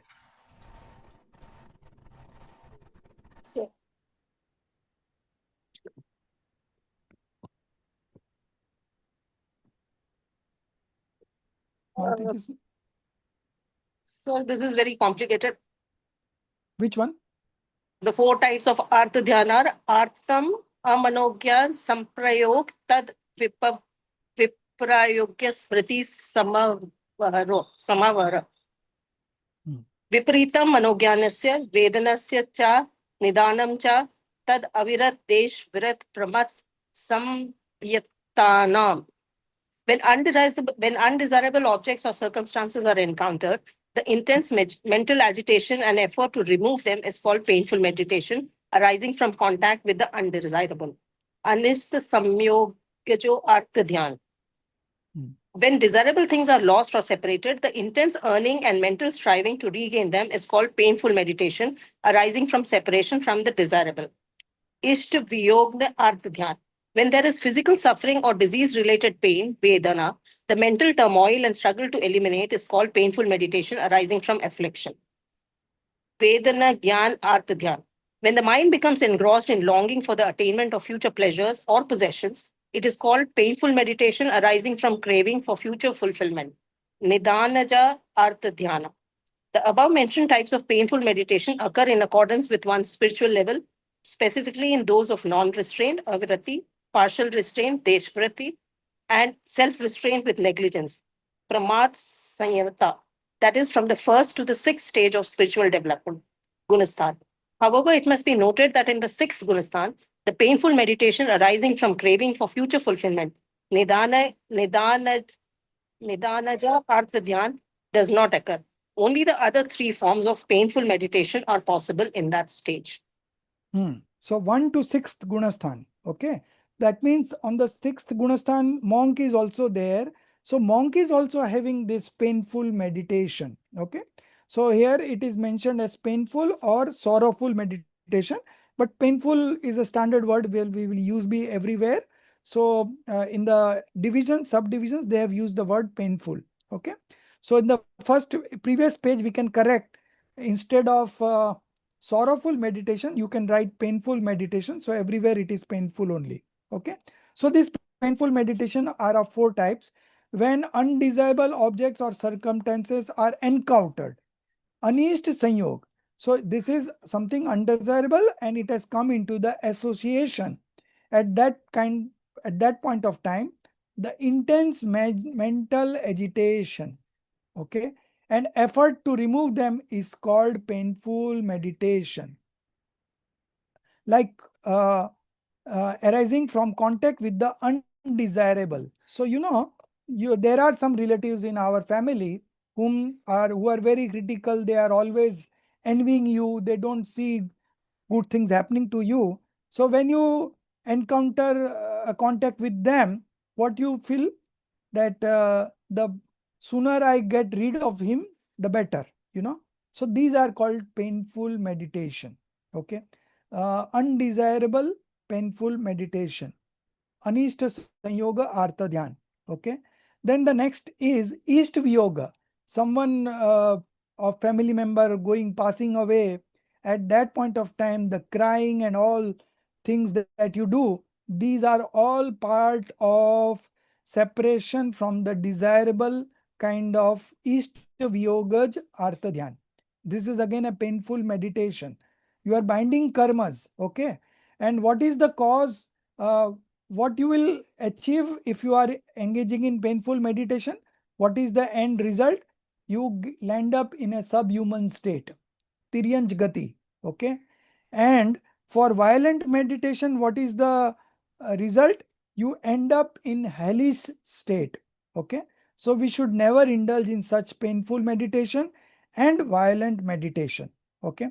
When there is a physical suffering or disease related pain, the mental turmoil and struggle to eliminate it is called painful meditation arising from affliction. Vedana Janya. Okay, so when you fall ill, you go to this doctor and that doctor, and all these kind of things happen, and that is called painful meditation. So we can get over this? No. Even the monks also have it. Okay. 1 to 6th Gunasthan. So even the right believer at the 4th stage is also having painful meditation, but the level is always less than an ignorant one.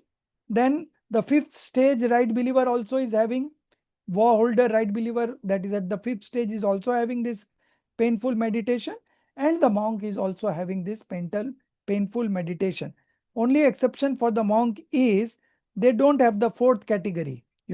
When the mind becomes engrossed in longing for the attainment of future pleasures or possessions, it is called painful meditation arising from craving for future fulfillment.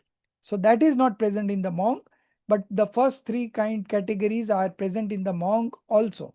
So this is something everyone will have. The smartness or the skill would be to develop the practice of discriminative knowledge. So when you encounter such situation, when somebody close relative dying, you don't keep on crying. Okay. You develop courage and analyze things that the soul does not die. Okay, in the first place. So why you are crying? The soul does not die. And the body that remains here is a dead body even right now. Okay. So the soul has gone. So for the person whom you are crying for, he has already taken a birth in another state already. Okay. So there is no point in crying after that. Other thing is that you have to accept the truth. Everyone comes here for a fixed tenure. The moment that tenure ends, everyone dies. So this is not something that has happened for the first time. Okay. Even you read in the newspaper that young people, you know, going to the beach and drowning, youngsters like 14-year, 12-year, 18 years. So what would have happened to their family members? So if you understand this, now you know that everyone has come for a fixed time. That was the age that he has come with, and nobody can increase that. So if you analyze in this way, you will always be in a relaxed state, you know, you will not feel crying again and again. So all this practice has to be done beforehand, not when it happens. So whatever you have practiced beforehand, so when that happens, you will be able to manage it. Okay. So this is something that you have to manage in every day. Even Bara Bhavna also contemplates about this only. Okay. Every association is fleeting. It's not permanent. So every association has a dissociation. So that is there.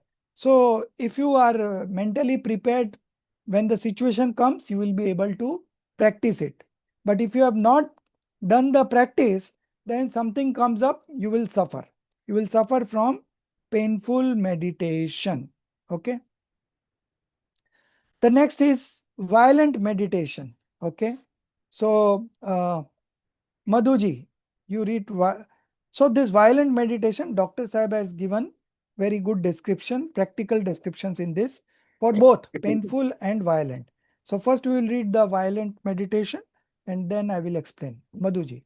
Yes, four types of violent meditation. Raudra Dhyan, the mental state that finds joy in cruelty or mercilessness is called Raudra Dhyan, wrathful meditation. It is of four kinds.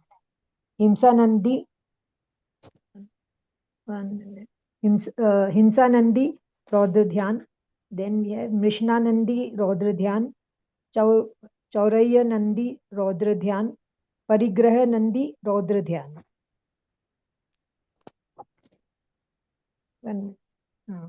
The Raudra Dhyan arises from dispositions grounded in violence, falsehood, theft, and possessiveness. This occurs in the non-restraint, that is Avirati, and partial restraint, Desvrati stages, that is from the first to the fifth Gunasthan. Number one, experiencing delight in violent actions and thoughts and remaining absorbed in such tendencies is Himsanandi Raudra Dhyan. 2. Rejoicing in false speech and delighting in the intentions of speaking untruth is Marsanandi Raudra Dhyan. 3.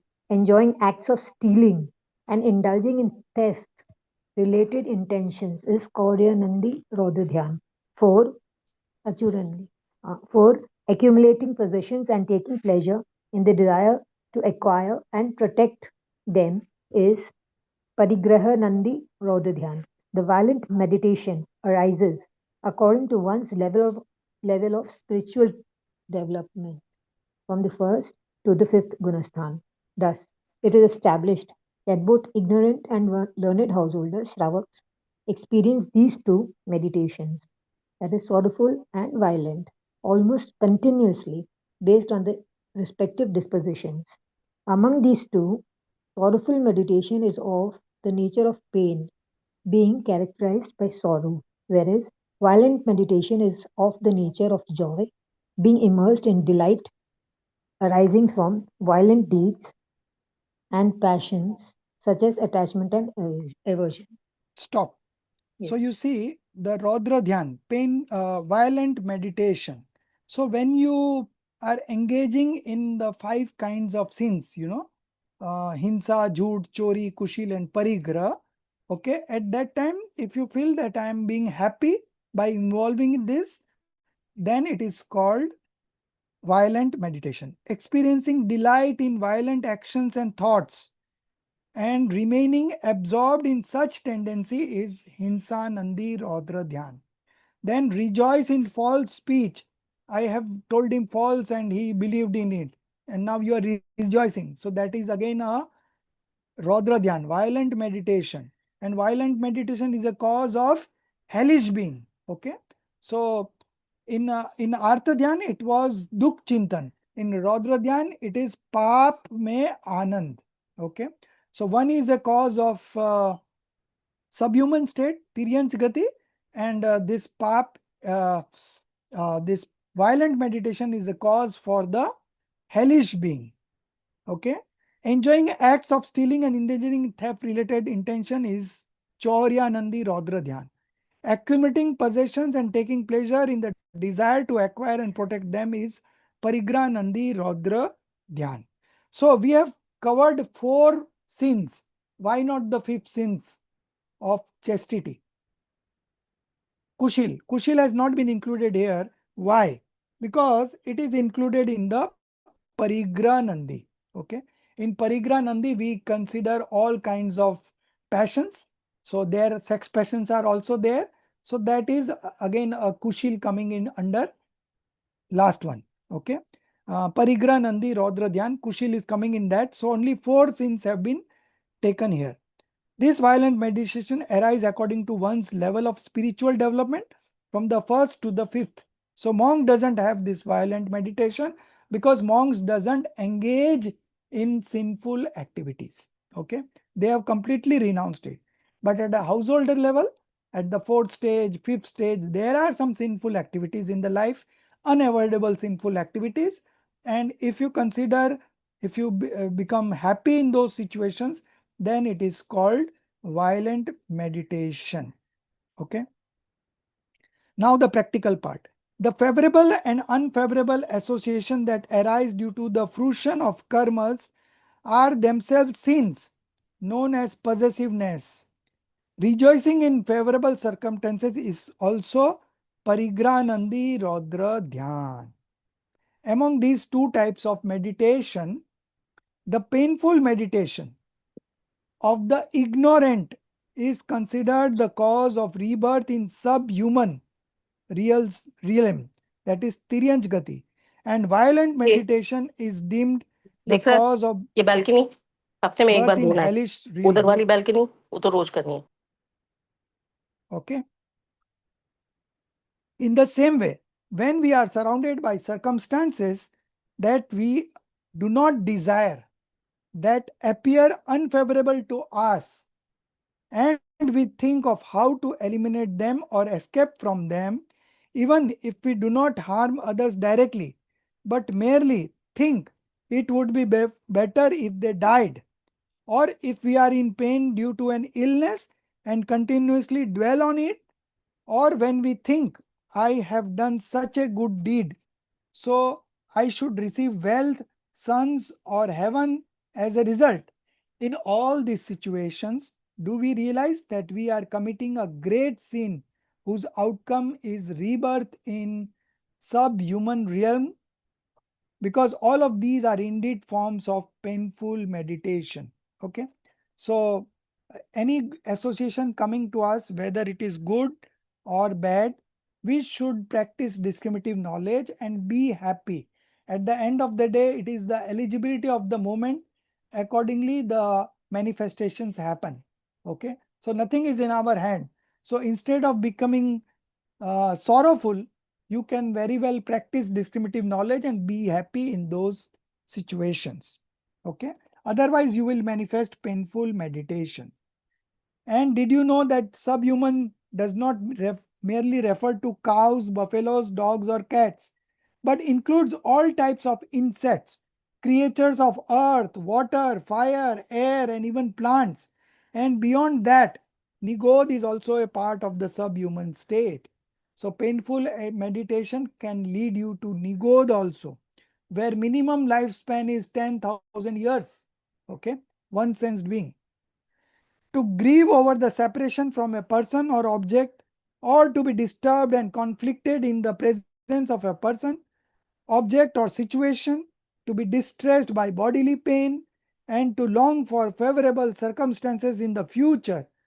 All 4 kinds of painful meditation, all of these are sins, forms of meditation, and then can lead even to Nigod, one sense being.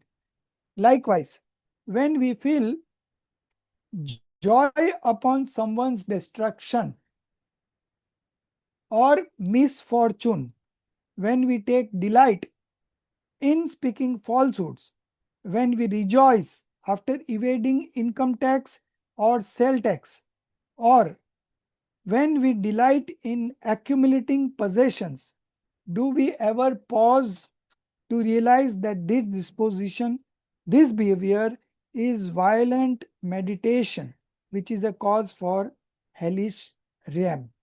Okay, so we don't know where what we talk of is, we have so much long discussions about share market and all, all these are kind of painful meditation or violent meditation.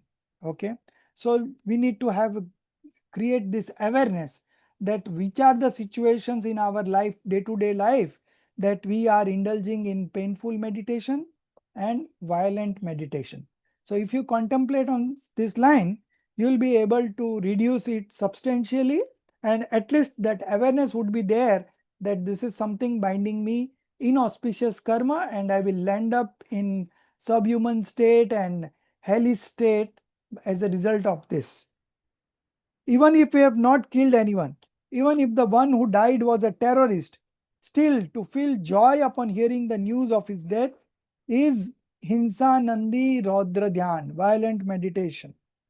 In the same way, if we have not lied, have not stolen, even if we have earned money justly, yet if we feel delighted upon witnessing such acts, knowing of them, or receiving such association, then our joyful reaction are respectively Mrisanandi, Chauryanandi, and Parigranandi Rodradhyan, which can lead us directly to hell. We may be sitting quietly at home, watching television. If we burst into laughter upon seeing a villain being beaten, if we laugh at a falsehood, or feel thrilled upon witnessing theft, or upon seeing stock prices rise, do we ever think that we might be committing a sin? No. We likely believe that we are just sitting peacefully, doing neither good nor harm to anyone. But we should know that we are engaging in violent meditation which could lead us to hell. Some people say, I am very soft hearted, and when an emotional scene plays, I begin to cry. I cannot even bear to see the scenes of violence. They consider themselves to be really deeply spiritual. But, dear brother, this crying and lamenting is sorrowful meditation, which not only leads to rebirth in the animal realm, but can even be the cause of nigod, the lowest form of life. Although the study and teaching of the Jinagam is a form of austerity known as spiritual contemplation of scriptures and scripture related reflecting on the harmful consequences of passions, sense indulgence delusion, karma related vipak vichay, and universe related Sansthan Vichay is known as writer's meditation. Still, when we are studying the Puranas or engaged in Pratman Yoga readings, and if we feel sorrow for those we consider dear when they experience misfortune, then that too indeed is painful meditation. Okay. So while doing Swadhyaya also, we are indulging, sometimes we indulge in this kind of painful meditation, we don't know. Okay. So in Pratman Yuga, there are stories where the characters are seen going suffering through, like Sita is suffering, then you feel sympathy for him, but you are actually indulging in painful meditation. In the same way, to feel delight upon the slaughter or destruction of those things we dislike, that too is Hinsa Nandi Rodra Dhyan. Even rejoicing at the killing of Ravan or Duryodhan is but a form of violent meditation. The scripture of the Pratmanu Yoga are intended to inspire detachment, yet due to our ignorance after reading them, we respond with mental states of pain or violent tendencies. You might ask, in that case, would feeling sorrow at the loss of the Dev, Shastra or Guru also count as mindful meditation? Of course, you already know that such painful meditation arising from separation from what is dear or association with what is undesired can occur even to Digambar monks, because it is up to the sixth stage. Painful meditation up to sixth stage. With Bhavlinga up to the sixth Gunasthan. For them, sorrow arising from the separation of Tirthankars, their gurus, or their disciples alone would constitute painful meditation, for they hold none else as dear. Now comes the question, does such painful meditation in a Muni also become the cause for rebirth in subhuman? Tiryansh Gati? The answer is no, absolute not. As we have already stated earlier, even in Chaidala we have learned the painful and the violent meditation of the ignorant lead respectively to the subhuman and hellish realm, but not those of the realized souls, Gyanis. It is clearly stated in the Jinagam that a realized soul possessing right belief does not go to hellish or subhuman realms. Because if the bondage has happened prior to realizing yourself, then you might end up. But again, that is very rare case. Okay. When people talk about the benefits of meditation, they say it reduces blood pressure, helps in diabetes, heals the nervous system, and so on. So many benefits are listed, and they declare just try it for 6 months and your whole body will be transformed. You will run like a horse. But in Jain Dharma, the meditation that is extolled in praise is its fruit liberation from the body or transformation of the body. Okay, so people misinterpret in different manners, so that awareness should be there that meditation is not for reducing blood pressure or diabetes or not, although that things also happen, but the primary objective should be to engross in yourself. Okay, that is the true meditation. Come on, brother, the body certainly changes at the time of death.